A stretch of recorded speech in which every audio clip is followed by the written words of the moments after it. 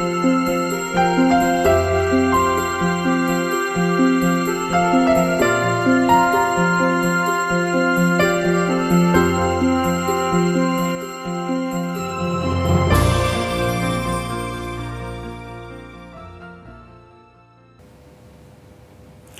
की चर्चा का विषय है भावी विनिमय केंद्र और जोखिम प्रबंधन।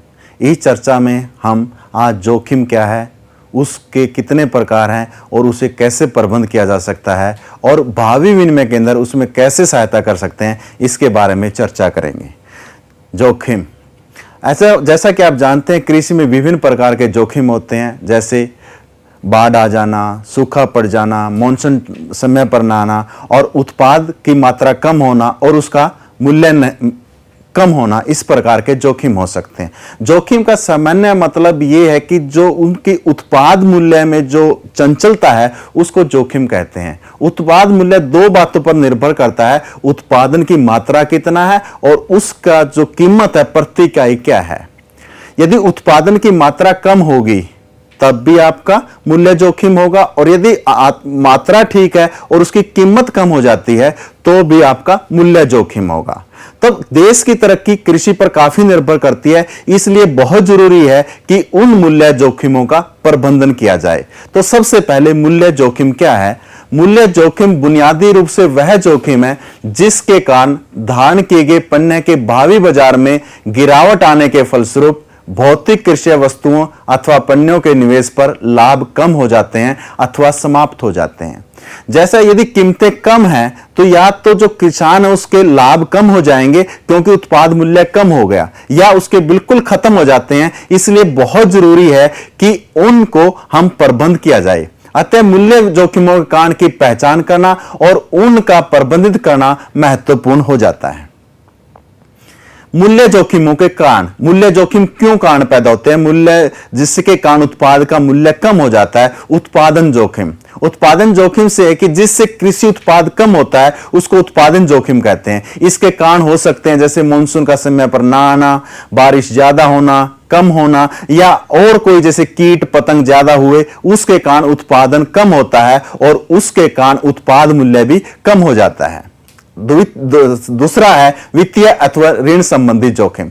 किसान जो विभिन्न प्रकार की वित्तीय और ऋण लेता है, जैसे साहूकारी से या बैंकों से या अन्य किसी संस्था से, और उसके अंदर यदि उसको टाइम पे ऋण नहीं मिलता तो उसकी जो फसलें सूख जाती हैं या उसकी टाइम पर वो उसकी बिजाई नहीं कर सकता, बुआई नहीं कर सकता, जिसके कारण उसका उत्पादन प्रभावित होता है। इसलिए उसको वित्तीय और ऋण जो है टाइम पर मिलना, समय पर मिलना जरूरी हो जाता है। तीसरा है संस्थागत जोखिम। जो भारतवर्ष है, यहाँ की जो अर्थव्यवस्था है वो मिश्रित अर्थव्यवस्था है। कुछ ऐसे क्षेत्र हैं जहां पर देश की सरकार नियंत्रित करती है, जैसे किसी वस्तु का निर्यात होना है या नहीं होना है, या उसका जो मिनिमम जो न्यूनतम कीमत क्या होगा। इस तरह की जो टाइम समय पर फैसले नहीं होते उसके कारण जो जोखिम पैदा होता है उसको संस्थागत जोखिम कहते हैं। और लास्ट वन आपका अंतिम है जोखिम, बाजार से जुड़े जोखिम। बाजार का मतलब है कि जब कीमतों के उतार चढ़ाव होता है उसके कारण किसान को पूरा उत्पादन मूल्य नहीं मिलता। एक ज्वलंत उदाहरण है, पिछली वर्ष जो ग्वार का मूल्य था वो 300 रुपए प्रति किलो था, और जब किसान की अब की बार फसल आई वो केवल 50 रुपए प्रति किलोग्राम रह गया। इसको हम बाजार से जुड़े जोखिम कहते हैं। यदि हमें कृषि को उन्नत करना है और भारतीय अर्थव्यवस्था का विकास करना है तो इन मूल्य जोखिमों के बारे में निपटाना होगा, इनका प्रबंधन करना होगा। सामान्यतः जोखिमों के बारे में 3 तरह की बातें हैं। एक तो कि हम जोखिम ना ही लें, उससे क्या होगा कि उत्पादन नहीं होगा, जो बहुत ही देश के लिए नुकसानदायक स्थिति होगी। दूसरा क्या है, हम कि पूरा का पूरा जोखिम उठा लें, उसमें क्या होगा यदि वो जोखिम की वास्तविक स्थिति आ जाती है तो वो किसान या उद्योगपति व्यापारी पूरी तरह से खत्म हो जाएगा। तीसरा है कि हम उन जोखिमों से निपटाने के लिए उनके नए नए तरीके ढूंढें जो ज्यादा उपयोगी हैं। तो जोखिमों से निपटने के कई तरीके हैं जिनका वर्णन इस प्रकार है। स्व बीमा, इसके अंतर्गत कुछ किसान जैसे 10 किसान या 20 या 50 किसान मिलकर अपने आप बीमा कर लेते हैं। भाई यदि किसी की कोई फसल खराब हो जाती है हम मिलके उसका भरपाई कर देंगे, उसका पूरा नुकसान पूरा कर देंगे। इसे सब बीमा कहते हैं। बीमा एक सहकारी क्रिया है जिसके अंतर्गत कुछ लोग मिलकर किसी जोखिम को उठा लेते हैं। सेकंड है फसल भंडारण। जैसा कि हम जानते हैं कि जब किसान की फसल बाजार में आती है उसका कीमत कम होता है और बाद में उसका कीमत ज्यादा हो जाता है। तो हम इस जोखिम को कम कर सकते हैं यदि कुछ किसान मिलकर उसका भंडारण कर लें, इकट्ठे होकर भंडारण कर लें, और जब बाजार में कीमतें ज्यादा हो उस समय उसको बाजार में बेच दें। तो इस फसल भंडारण के से हम मूल्य जोखिम को कम कर सकते हैं। तीसरा, विविधीकरण। इसका मतलब है कि विभिन्न प्रकार के हम फसलों का उत्पादन करें, जैसे नारियल भी, केला भी और कई तरह की मूंगफली है, जिससे कि विभिन्न प्रकार की फसलें का उत्पादन करेंगे। यदि कोई मौसम खराब है या कोई और प्राकृतिक विपदा है तो कुछ फसलें अच्छी हो जाएंगी, कुछ नहीं होंगी, जिसके कारण जो कुल उत्पाद मूल्य है वो ज्यादा अंतर नहीं देगा। विविधीकरण कर सकते हैं। अगला है का ऋण लेना। हम ऐसी व्यवस्था करें ऋण की जो कि टाइम पर किसान को समय पर उपलब्ध हो जाए। उसके लिए हम कुछ सहकारी समितियां बना सकते हैं, कुछ जो हमारे वाणिज्यिक बैंक है वो ले आ सकते हैं, और कोई सरकार जो है वो इस प्रकार की स्कीमें लेकर आ सकती है कि किसान का ऋण की वजह से उसके मूल्य पर, उसके उत्पाद मूल्य पर असर ना पड़े। संविदा कृषि, यह एक कृषि जगत में एक नई तरह की व्यवस्था है जिसके अंतर्गत जो उद्योगपति है वो अपने तरह की कृषि का एक संविदा कर लेता है किसानों से कि आपको ये कृषि उत्पाद अपने खेत में उगाने हैं, उनको एक निश्चित मूल्य पर ले लेता है। उससे जो अनिश्चितता है किसान के लिए वो खत्म हो जाती है और उसको अच्छे बाजार, अच्छे कीमत पर वो उद्योगपति खरीदता है। इसे सुविधा खेती कहते हैं, कृषि कहते हैं। फसल बीमा। जो बीमा है, कुछ ऐसे जोखिम है जिनका बीमा करवा जा सकता है। किसान उन जोखिमों के लिए उस फसल का बीमा करवा सकता है। बीमे का जो प्रीमियम देना होता है वो क्या है, उससे किसान को बुरी तरह से प्रभावित नहीं करता, क्योंकि वो उसको एक उत्पाद का एक खर्चा मान लेता है और वो उसके जैसे दूसरे खर्चे करता है उत्पादन में, जैसे बीज है, खाद है या और कोई खर्चा है, उसका एक खर्चा बन जाता है और जो जोखिम आता है उस टाइम उसको ज्यादा बुरी तरह से प्रभावित नहीं करता। फसल बीमा करवा सकता है। भविष्य में हेजिंग। कुछ ऐसे जोखिम है जिनका हम बीमा करवा सकते हैं या उनको हम किसी ना किसी तरीके से प्रबंध कर सकते हैं, लेकिन कुछ ऐसे जोखिम है जिनका हम प्रबंध नहीं कर सकते, जैसे भविष्य में क्या होगा, कितनी कीमतें होगी, इसके बारे में पूर्वानुमान लगाना बहुत मुश्किल है। और एक जो पूंजीवादी अर्थव्यवस्था है उसमें चाहे किसान है, चाहे व्यापारी है, चाहे उद्योगपति है, वो ज्यादा से ज्यादा लाभ कमाना चाहता है। जो जिन फसलों के कीमतें ज्यादा है, किसान उन फसलों को उगाना चाहता है और उसको यह डर रहता है कि भविष्य में जब मेरी फसल आएगी तो कीमतें कम हो जाएंगी। तो इस जोखिम से बचने के लिए वो हेजिंग कर लेता है।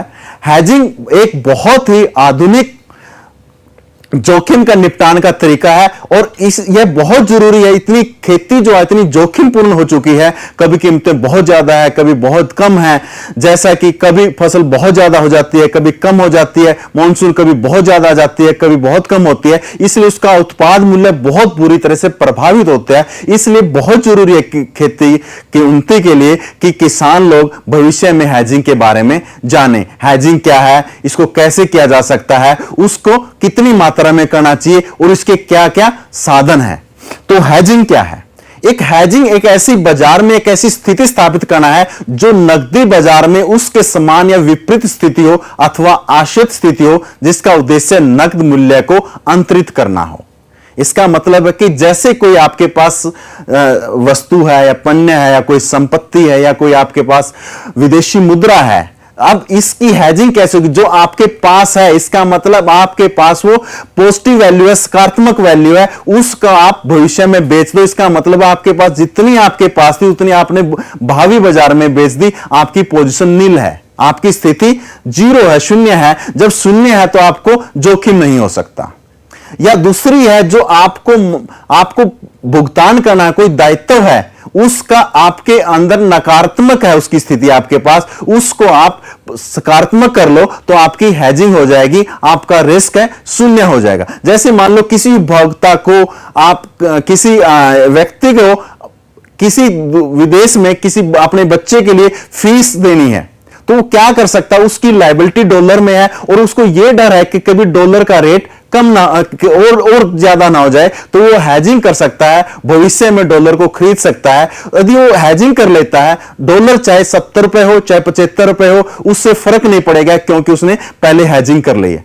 हेजिंग हर आदमी के लिए जरूरी है, चाहे उपभोक्ता हो, चाहे आपका किसान हो, चाहे आपका व्यापारी हो, चाहे उद्योगपति हो। उपभोक्ता के लिए क्यों जरूरी है? जब किसी भी देश में उत्पादन उपभोग का वैल्यू बहुत ज्यादा हो जाती है, उसके उपभोग के अंदर उसका जो चंचलता होगी रेटों के अंदर, कीमतों के अंदर, वो उसको प्रभावित करेगा। जैसे सपोज करो, मानो कि एक आदमी ने घर बनाने के लिए ऋण लिया हुआ है। यदि ब्याज की दर में परिवर्तन होता है तो उसकी वो किस्त को प्रभावित करेगा, और किस्त को प्रभावित होगी तो उसको जोखिम होगा, तो वो हेजिंग कर सकता है। इस तरह के बाजार के अंदर उपकरण उपलब्ध हैं जिससे उसके जोखिम को कम करते हैं। जैसे किसान है, उसके पास फसल है, वो हेजिंग कर सकता है, वो भविष्य में उस फसल को बेच सकता है और अपने जोखिम को कम कर सकता है।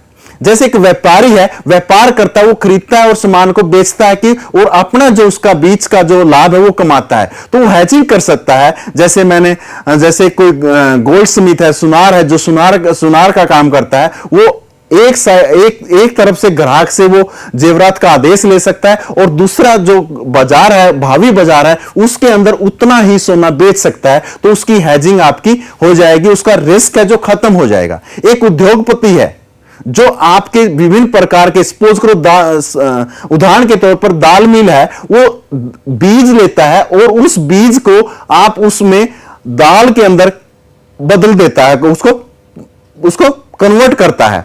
तो वो क्या करता है, उसको ये पता है इतने सीड्स के अंदर, इतनी मात्रा के अंदर इतनी दाल निकलती है, तो उतनी जैसे जैसे वो बीज खरीदता जाता है उतना ही वो दाल बेचता जाता है, जिससे उसका जोखिम कम हो जाता है, उसकी हेजिंग हो जाती है। हेजिंग आज के दिन व्यापारी के लिए, उद्योगपति के लिए और किसान के लिए बहुत ही फायदेमंद है। वो अपने जोखिम को कम कर सकता है। हेजिंग के लक्ष्य क्या है?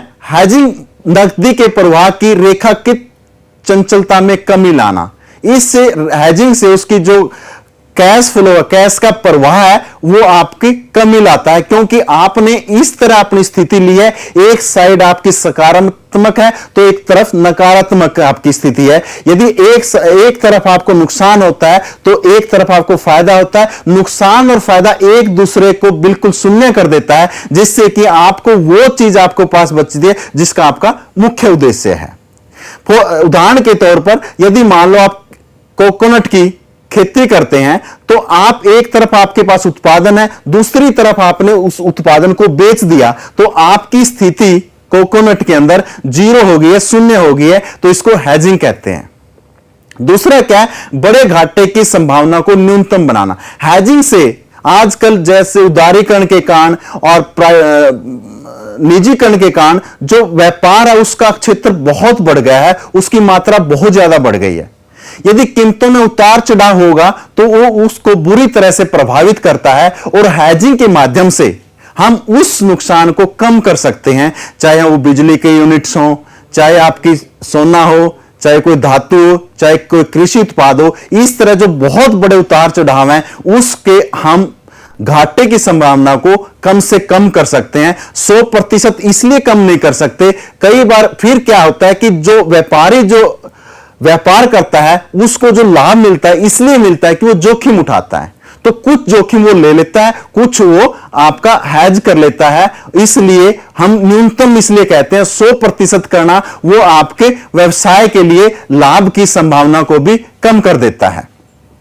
हेजिंग के लाभ क्या है? घाटे से बचाना। आपको हेजिंग घाटे से बचाता है, जैसे मैंने विदेशी मुद्रा का उदाहरण लिया, या कृषि उत्पादन का लिया, या व्यापारी का लिया। वो आपको घाटे से, जो आपका नुकसान होने की उम्मीद है, उससे बचाता है। दूसरा, जोखिम कम करता है। यदि कीमतों में एक तरफा उतार या चढ़ाव है तो आपकी स्थिति ऐसी है कि दोनों तरफ आपने एक तरफ खरीदा हुआ है, एक तरफ बेचा हुआ है, तो वो उस जोखिम को, आपका उत्पाद मूल्य है वो ज्यादा नहीं गिरता, इसलिए जोखिम को कम करता है। हेजिंग की कुछ सीमाएं हैं, जैसे पूरी तरह हेजिंग नहीं होती। उदाहरण के तौर पर जैसे आप केवल 1 टन कपास बेचना चाहते हैं, 1 टन कपास के लिए भावी बाजार के अंदर ये उसकी जो इकाई है वो ज्यादा है, आप नहीं कर सकते। कुछ समय ऐसे होते हैं जहां पर आपका उसकी लागत बहुत ज्यादा है। जैसे कोल पुट्स की बात की थी हमने, या कोल एंड पुट्स की बात की थी। वो जब बहुत बुरा समय होता है, बहुत जोखिमपूर्ण समय होता है, या तो वो उपलब्ध नहीं होती या बहुत ज्यादा कीमत पर उपलब्ध होती हैं, इसलिए हम उसके हेजिंग नहीं कर सकते। और कुछ अन्य कारण भी हो सकते हैं, जैसे कुछ जो उत्पाद हैं, सारे उत्पाद के लिए हमारे भावी बाजार में ऑप्शन अवेलेबल नहीं है। उन उत्पादों में जोखिम से कैसे निपटा जाए, इसके लिए एक अलग तरह की समस्या है। कई बार क्या होता है कि किसान जो है उसका उत्पादन का मूल्य छोटे किसान होने का कारण इतना है कि वो उसका जो रवैया है वो इन जोखिमों के बारे में, प्रबंध करने के बारे में नहीं होता, जिसके कारण वो इन हेजिंग के नए उपकरणों के बारे में नहीं जानता। सारांश, आज हमने जोखिम के बारे में पढ़ा। कृषि क्षेत्र में विभिन्न प्रकार के जोखिम हैं, जैसे आपके उत्पाद से रिलेटेड हैं, कुछ उसके ऋण से संबंधित हैं। इनको सारों को मिलाकर हम ये कह सकते हैं कि जो उत्पाद मूल्य है वो बहुत चंचल है, उसमें काफी परिवर्तन होता रहता है। तो उसके मूल्य के जोखिम का प्रबंधन करना बहुत जरूरी है। कुछ ऐसी तरीके हैं जिसके कारण मूल्य जोखिम के कई कारण हैं, जैसे उत्पादन जोखिम हो सकता है, ऋण संबंधी जोखिम हो सकता है, संस्थागत जोखिम हो सकता है, और बाजार से जुड़े जोखिम हो सकते हैं। उनको निपटने के अलग अलग तरीके हैं, जैसे हम सब बीमा कर सकते हैं, फसल भंडारण कर सकते हैं, विविधीकरण कर सकते हैं, ऋण ले सकते हैं, संविदा कृषि कर सकते हैं, फसल बीमा है, भविष्य में हैजिंग है, और हैजिंग कर सकते हैं। हैजिंग एक ऐसी स्थिति है जिसमें आपकी स्थिति शून्य हो जाती है। तो ये हैजिंग के कुछ लाभ हैं, जैसे जोखिम कम करना और आपकी नगद प्रवाह को कम करना। इसकी कुछ सीमाएं भी हैं, जैसे हर टाइम हेजिंग संभव नहीं है और इसकी बहुत ऊंची लागत होती है। धन्यवाद।